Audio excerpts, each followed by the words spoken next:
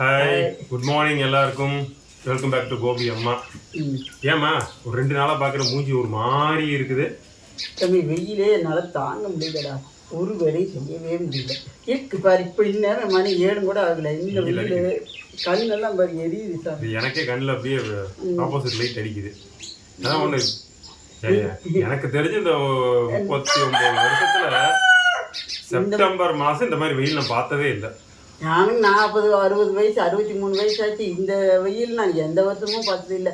அது செப்டம்பர் மாதம், மழை வர மாதம் வெயில் வேறு கொளுத்திட்டு இருக்குது. ஆனால் நீ சொன்னே இல்லை எல்லா கிளைமேட்டும் மாறுமா அப்படின்னு. வெய்ய காலத்துல வெயில் வேணா நான் எப்போ சொல்லிட்டேன், நீ வேற சீசனே இல்லாம எப்ப வேணா வெயில் அடிக்கும், எப்ப வேணா மழை வரும், எப்ப வேணா குளிர், டிசம்பர் குளிர் வரும்ட்டாங்க. நடக்க போறதுதான். ஏன்னா நம்ம என்ன பண்ணமோ இயற்கைக்கு என்ன பண்ணணுமோ அதோட எதிர்வினை வந்து நடந்தான் தீரும், நம்ம அனுபவிச்சுட்டு ஆகும். அது எல்லாம் பொதுதானே இது. இதுக்கே வெயிலுக்கே அப்படிங்கிறீங்க. நீ எல்லாம் அக்டோபர்ல வந்தா மழை வந்து எழுதி வச்சுங்க. மழைன்னா மழை வாழ்நாள்ல பார்க்க முடியாத மழை வரும், எழுதி வச்சுங்க. அதுக்கப்புறம் நீங்க சொல்லுவீங்க, திருடா சொன்ன மாதிரியே வந்துருச்சு, நீங்க சொல்றீங்களா இல்லையான்னு பாரு. ஐயோ, இந்த மாதிரி மழை பெஞ்சது நான் எப்படிடா இது பண்றது? எல்லாம் வாங்கி ரெடியா வச்சுக்கணும். இல்லை சமாளிச்சுட்டு ஆகணும், வேற வழி இல்லை. சரி, எனக்கு ஒரு டவுட்டு. நம்ம ரெசார்ட்டுக்கு புக் போனோம்ல? ஆமா. அப்பா நானும் பார்க்கணும். நேற்று வீடியோ போட்டு வந்ததுல அதுல ஒரு கமாண்ட் கொடுத்துருந்தாங்க, இதெல்லாம் போய் செலவு பண்றீங்களே, இந்த செலவு பண்றதுக்கு நீங்க பைக் வாங்கியிருக்கலாம். ஐயா ஆமா, நான் இல்ல, அது எனக்கு இன்ஸ்டாகிராம்ல நான் கமெண்ட் படிக்கல, எனக்கு இன்ஸ்டாகிராம்ல அனுப்பிவிட்டாங்க. நான் என்னன்னா இந்த மாதிரி போட்டிருந்தாங்க. எனக்கு அது டவுட், நீங்க இந்த செலவு பண்ணதுக்கு பைக் வாங்கிக்கலாங்க. நான் சொன்னேன், சாமி இந்த வீடியோ நாங்க போயிட்டு வந்து இது வீடியோ எடுத்து 2 வருஷம் ஆச்சு, கிட்டத்தட்ட 2 வருஷம் ஆச்சு. இது வந்து ஆக்சுவலா பழைய வீடியோ. இப்போ 2 நாளா வந்து சமையல் வீடியோ ஆகட்டும், இப்போ அது என்ன இது ரெசார்ட் போட்ட வீடியோ ஆகட்டும், இதெல்லாம் பழைய வீடியோ. அவர் 2-3 நாளாக கொஞ்சம் மனசு சரியில்லாமல் இருக்காக தான் வீடியோ நாங்கள் எடுக்கல. ஸோ அதுக்கு நான் பார்த்தேன், இவங்களும் லாங் வீடியோ வேணுன்னாங்க. அதுவும் இல்லாமல் நீங்களாம் புதுசாக நிறைய பேர் வந்திருப்பீங்க. இதில் பல பேர் என்னென்னா பழைய வீடியோ பார்க்க மாட்டேங்கிறீங்க. இன்னைக்கு என்ன போடுறாங்க, அடுத்த நாள் என்ன போடுறாங்க, அதுதான் பார்க்குறீங்க. இதுக்கு ப்ரீவியஸாக எத்தனை வீடியோ போட்டிருக்கிறோம், 1300-400 வீடியோஸ் இருக்குது. ஸோ அதை யாரும் பார்க்க மாட்டேங்கிறீங்க. சரி, அதனால் இது வந்து இந்த ரெசார்ட் வீடியோ வந்து ஒரு சின்ன கலெக்ஷன் மாதிரி, சின்ன இல்லை, ஒரு 3 நிமிஷம் 5 நிமிஷம் அந்த மாதிரி போட்டிருந்தேன். ஸோ அது மொத்தமாக ஒரே ட்ரிப்பாக போட்டிருந்தேன். அதில் வந்து பார்த்துட்டு தான் கேட்டுருந்தீங்க. அது அப்போ கையில் காசு இருந்துச்சாமி, அம்மா அப்பாவுக்கு வந்து போயிட்டு வந்தா கிட்டத்தட்ட அதுக்கே 20 ரூபாய்க்கு மேலே செலவாச்சு.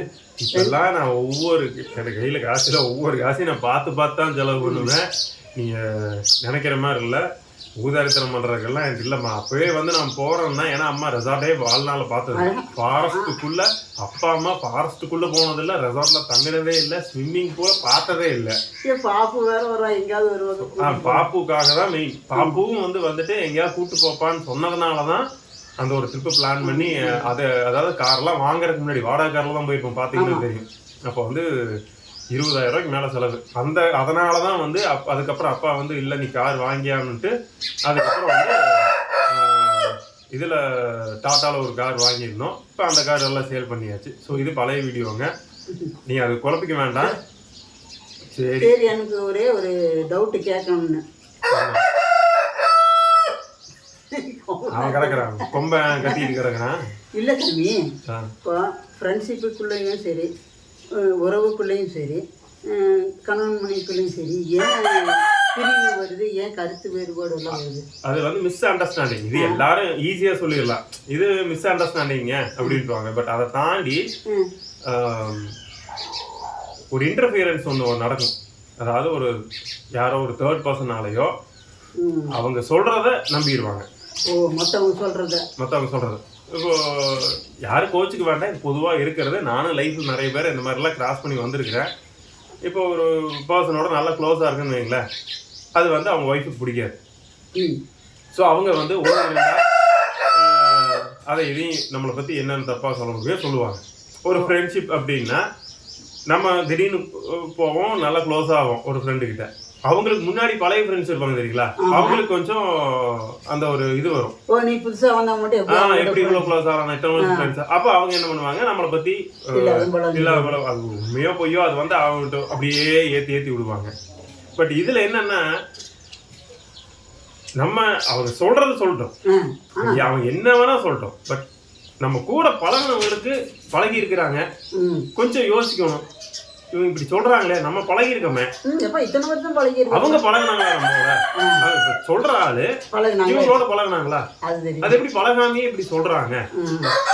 நான் பழகி இருக்கிறேன், பழகின வரைக்கும் அவங்க எப்படி எனக்கு தெரியும், இவங்க ஏன் இப்படி சொல்றாங்க, அவங்க என்ன சொன்னா என்ன, நான் பழகின வரைக்கும் எனக்கு அவங்க யாருன்னு தெரியும் அப்படின்ட்டு அதை புரிஞ்சுக்கிட்டாங்கன்னா இந்த மாதிரி பிரச்சனை வராது. ஈவன் ஹஸ்பண்ட் ஒய்ஃப்குள்ளேயே பாத்தீங்கன்னா இன்னொருத்தர் வந்து இன்டர்ஃபியர் ஆகி ஒய்ஃப் இப்படி இருந்துக்கோ, ஒய்ஃப் இப்படி பேசு, இல்ல ஒய்ஃபு கிட்ட ஹஸ்பண்டை வந்து கண்ட்ரோல்ல வை, ஹஸ்பண்டை இப்படி வச்சுக்கோ, அவனை வேலைக்காரன் மாதிரி வை, இல்ல அவனை வந்து அடிமையா வை, இப்படி எல்லாம் அவங்க சொல்லும் போது ஏன் அதை கேட்கணும் முதல்ல, அதுதான் எனக்கு புரியல. கேட்கறது அப்படிங்களா சரிங்க அப்படின்னு சொல்லிட்டு நம்ம வாட்டி நம்ம இருந்துருவோம். இப்போ அதை கேட்டுட்டு அதை வந்து நம்ம நடக்கும்போது தான் பிரச்சனையே வருது, அதை இம்ப்ளிமெண்ட் பண்ணும்போது தான் ப்ராப்ளம் வர ஆரம்பிக்கு. யார் ஏதாவது நம்ம சொல்றவன் காதுல மந்திரம் ஓதணும்னு சொல்லுவோம். இது வந்து எங்க ஊர் பாஷையில மந்திரம் ஓதுறவன், அவன் ஓதிட்டு தான் இருப்பான், எவனோ ஒருத்தன் ஏதோ ஒன்று சொல்லிட்டு தான் இருப்பான். நம்மளுக்கு வந்து வளர்ச்சியோ இல்ல அவங்க ஃப்ரெண்ட்ஷிப்போ ஏதோ ஒன்று பிடிக்காதுன்னு சொல்லிட்டு தான் இருப்பாங்க. அவங்க சொல்லும் போது நம்ம வந்து அப்படியா சரின்னு கேட்டு நம்ம வாட்டுக்கு நம்ம வேலையை பார்க்கணும். அதை கேட்டு அதை இம்ப்ளிமெண்ட் பண்ணி அதை யோசிச்சு அதை யோசிக்க கூட மாட்டாங்க. எக்ஸாம்பிள் சொன்னா, இவன் மோசம் அப்படின்னு இன்னொரு ஆள் சொல்லிட்டாங்கன்னா ஏன் மோசம் அப்படின்னு அதை யோசிக்கணும். முதல்ல ஏன் நீ அவன் மோசங்கிற, நான் பழகிட்டு இருக்கேன், நான் அவங்க பழகிட்டு இருக்க வரைக்கும் அவங்க பெஸ்ட், நல்லா பேசுறாங்க, நல்லா பழகுறாங்க, நல்ல குணம் இருக்கு. நீ எப்படி சொல்ல, நீ அவங்க கூட பழகின, எத்தனை நாள் நீ அவங்க கூட பழகின, எத்தனை வருஷம் அவங்க கூட நீ பேசுன, இல்ல எங்க நீ வெளியே அவங்க கூட ட்ரிப் போன, நீ எப்படி அவங்களை பத்தி இப்படி சொல்லலாம் அப்படின்னு ஒரு கேள்வி கேட்டாங்கன்னா பேச முடியாது. இதுதான் வந்து மேக்ஸிமம் நடக்கும். ஏன்னா எனக்கு லைஃப்ல பல பேர் இந்த மாதிரி கிராஸ் ஆயிருக்கு, ஃப்ரெண்ட்ஷிப் ஆகட்டும், இந்த மாதிரிலாம் நிறைய நடந்திருக்கு. அதை கேட்டுட்டு இன்னொருத்தர் சொல்றதை கேட்டு அவங்க வந்து உடனே ஆப்போசிட் பிஹேவ் பண்ணுவாங்க, அது பிரச்சனை வரும், நான் விலகி வந்துடுவேன். இப்போ நிறைய நடக்கும். எனக்கு என் லைஃப்ல இதெல்லாம் நிறைய நான் பார்த்துருக்கேன். உங்களுக்கு நான் சொல்றது என்ன, நீங்க ஹஸ்பண்ட் ஒய்ஃபா இருந்தீங்கன்னா வேற யார் இன்டர்ஃபியர் பண்ணாலும் உள்ள அதை பத்தி கேட்காதீங்க.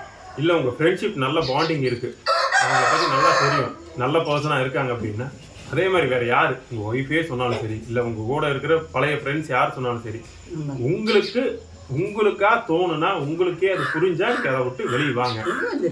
இல்லையா நல்ல ஒரு ஃப்ரெண்ட்ஷிப் தெரியுது அப்படின்னா நீ யார் சொன்னாலும் விளையாடுங்க. ஒரு ஃப்ரெண்ட்ஷிப்புக்கு அர்த்தமே தெரியுங்களா, சாகர வரைக்கும் அவங்களுக்கு இது வேணும், உயிர் கூட கொடுக்கணும். அது எத்தனையோ படத்தெல்லாம் பார்த்துருப்பீங்களா, உயிர் கொடுக்கணும், கெட்டவனா இருந்தாலும் அவன் என் ஃப்ரெண்டுமா. ஆமா, இதுதான். அதை நீங்க புரிஞ்சுக்கங்க. புரிஞ்சுட்டீங்கன்னா எந்த ஒரு ஃப்ரெண்ட்ஷிப் ஆகட்டும், இல்ல மேரேஜ் ஆகட்டும், லவ் ஆகட்டும், சொந்த பந்தம் ஆகட்டும், உறவுகள் ஆகட்டும், அம்மா அப்பா உறவாகட்டும், அண்ணன் தம்பி உறவாகட்டும், எல்லாத்துலயுமே நீங்க நான் சொன்னதை கொஞ்சம் ஃபாலோ பண்ணீங்கன்னா இந்த மாதிரி எந்த விரிசலும் வராமல் இருக்கிறதுக்கு ஒரு நல்ல ஒரு அடித்தளமா இருக்கும். சரி, ஓகே. எத்தனை பேருக்கு இது புரிஞ்சிருக்கும் தெரியல. புரிஞ்சவங்க இந்த வீடியோ பிடிச்சவங்க லைக் பண்ணுங்க, எப்பவும் போல கமெண்ட் பண்ணுங்க, எல்லாருக்கும் ஷேர் பண்ணுங்க. சப்ஸ்கிரைப் பண்ணாதவங்க சப்ஸ்கிரைப் பண்ணுங்க. சப்ஸ்கிரைப் ஆல்ரெடி பண்ணிட்டேன் அப்படின்னா பெல் பட்டன் அமுத்தாதவங்கலாம் அந்த நோட்டிஃபிகேஷன் ஆன் பண்ணிடுங்கப்பா. சரி, ஓகே. நான் அடுத்த வீடியோவில் பார்க்கலாங்க. பாய்.